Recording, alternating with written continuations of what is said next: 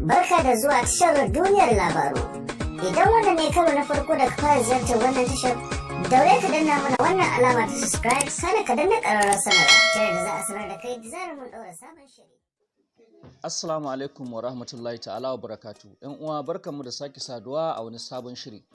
A yau za ku ji mu tafi ne da labarin dalilin da yasa aka cire Salma wato ‘yar gwamna ‘yar bawa mai kada a cikin shirin kwana 90.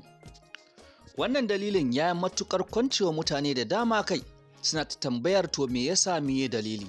Masu iya magana kan ce waka daga bakin mai ita ta fi daɗi. Bayan shiga wannan rudanin mutane sun yi matukar kagara domin su ji meye dalili kuma me yasa. An yi matukar kokari domin samun ganawa don jin sahihin meye dalilin cire Salma a shirin kwana 90. Ƙarshen tik domin kuwa an samu nasarar ganawa da ainihin daraktan shirin kwana 90 wato Salisu T. Balarabe.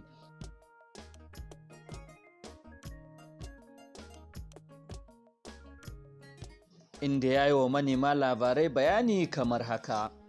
A wata hira da manema labaran suka yi da shi, daraktan ya bayyanar da cewa da ita da kanta ce ta ce ba za ta ci gaba da fitowa a shirin fim ba.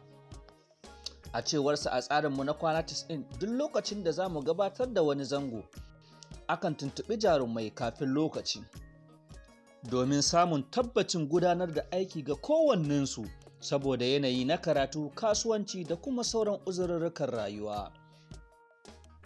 A lokacin da muka tuntuɓi Salma kuwa akan cewa za mu ɗauki shirin kwana 90 zango na 6, ta faɗa mana gaskiya cewa ba za ta samu damar yin aikin ba.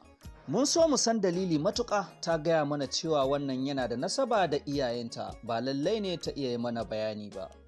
To, ƙarshen wannan labarin kenan, sai wani jiko idan Allah ya kai mu. Barka da zuwa tashar duniyar labaru.